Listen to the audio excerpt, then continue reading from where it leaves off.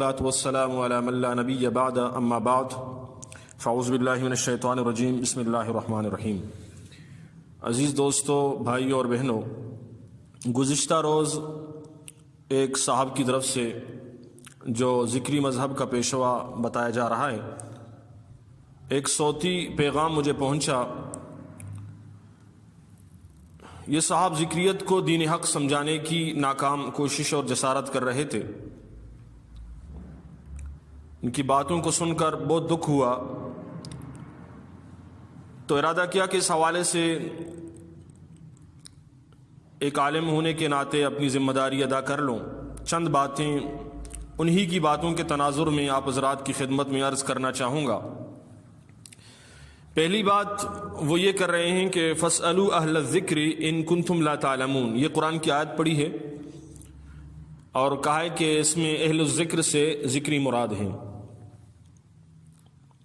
تو میں عرض کرنا چاہوں گا کہ ایک تو آپ ہیں کہ کہہ رہے ہیں کہ اس آیت میں اہل الذکر سے ذکری مراد ہیں، اور دوسری طرف 1400 سال سے صحابہ، تابعین، علماء کہتے چلے آ رہے ہیں کہ اہل الذکر سے اس آیت میں گزشتہ امتوں کے علماء یا اس امت کے علماء مراد ہیں۔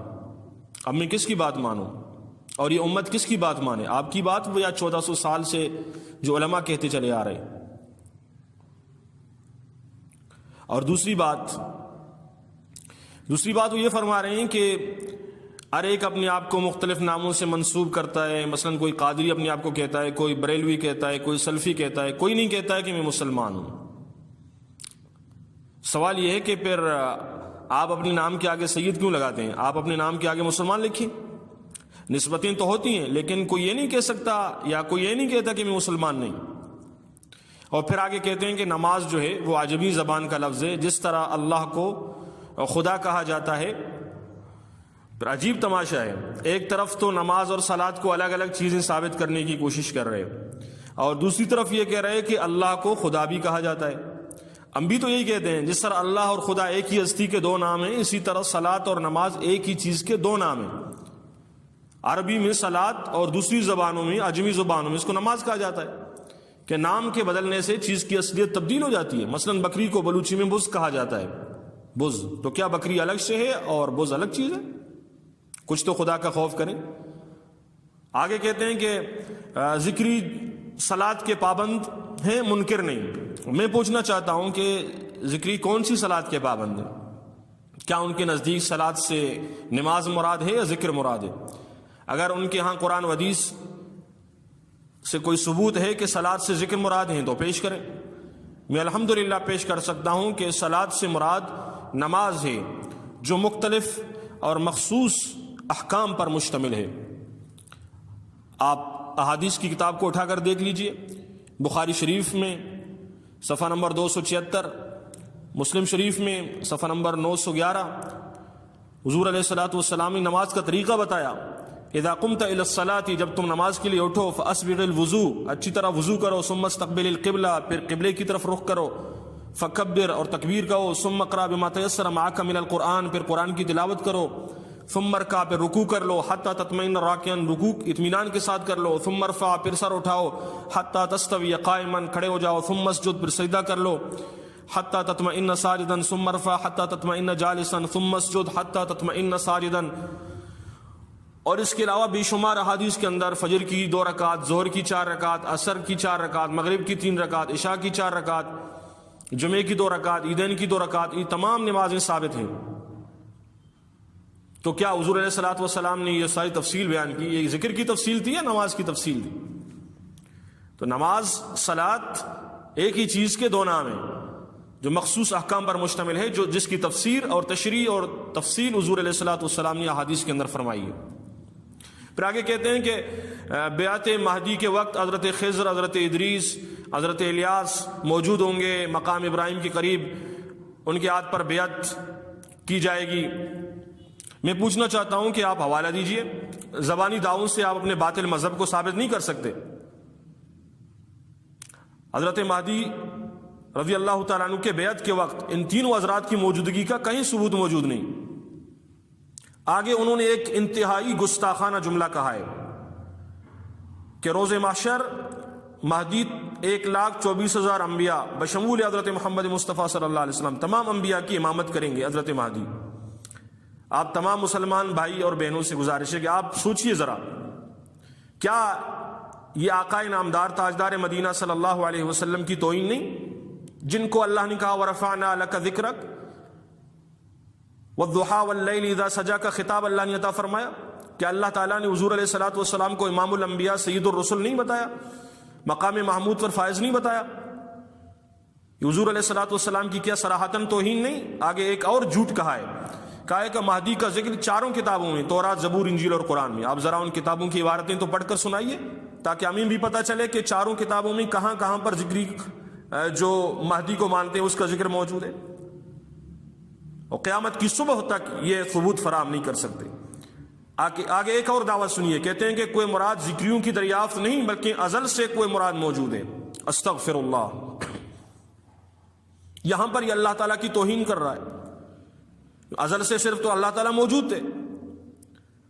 اب عجیب بات یہ ہے کہ نام تو کوئی مراد ہے، اور ازل سے کیا بلوچی زبان ازل سے موجود تھی یا فارسی زبان ازل سے موجود تھی؟ کوئی مراد تو فارسی زبان کا لفظ ہے اور بلوچی زبان کا لفظ ہے، اور یہاں پر صراحتاً اللہ کی توہین ہو رہی ہے، کیونکہ اللہ تعالیٰ ہی ازل سے موجود تھے، اس کے علاوہ اور کوئی موجود نہیں۔ کیا یہ صراحتاً اللہ تعالیٰ کی توہین نہیں؟ اور حقیقت یہ کہ کوئی مراد تو 700، 800، 900 ہجری کی پیداوار ہے۔ پھر آگے کہتے ہیں ایک اور مقام پر کہ وہاں کوئی مراد میں مہدی کے قدم کے نشان، کشکول رسول حضرت علی کے قدم کے نشان موجود ہیں، اور اس جاہل کی حماقت کی انتہا دیکھیے، کبھی کہتے ہیں مہدی نور ہے، کبھی کہتے ہیں آئیں گے، کبھی کہتے ہیں آئے ہیں اور نشان قدم چھوڑ کر چلے گئے، کبھی کہتے ہیں پردہ غیبت میں ہے، اب ناطقہ سربہ گریباں ہیں کہ اسے کیا کہیے، اور آگے پھر گستاخی کرتے ہوئے کہتے ہیں کہ کوئی مراد پر کشکول رسول موجود ہے۔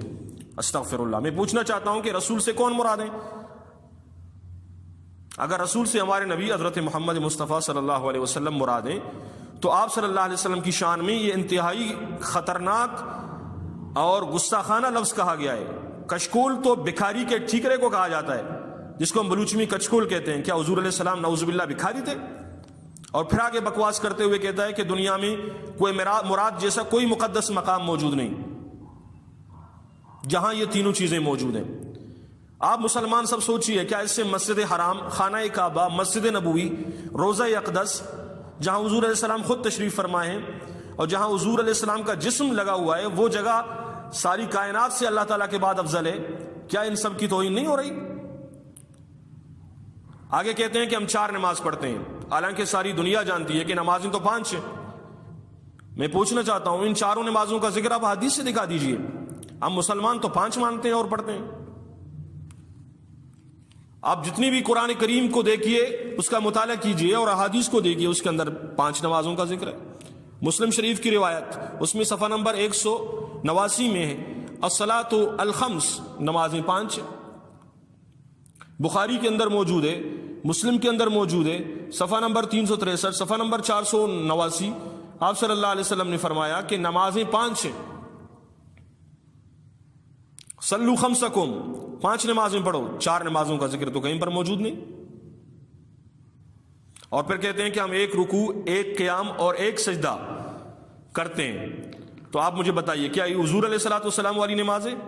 حضور نے جو نماز پڑھائی تھی اور سمجھائی تھی، وہ نماز تو وہ تھی جس کے اندر رکوع بھی ہے، جس کے اندر سجدہ بھی ہے، جس کے اندر قیام بھی ہے، جس کے اندر قعدہ بھی ہے، جس کے اندر جلسہ بھی ہے، اور جس کی رکعتیں بھی متعین، جس کے اندر استقبال قبلہ ہوتا ہے، جس کے لیے مساجدیں بنائی جاتی ہیں، اور عیدین کے دن ایک مقام کے اندر مسلمان جمع ہوتے ہیں، عید کی نماز ادا کرتے ہیں، جمعے کے دن مسلمان جمعے کے لیے مسجد میں جاتے ہیں اور جمعے کی نماز ادا کرتے ہیں۔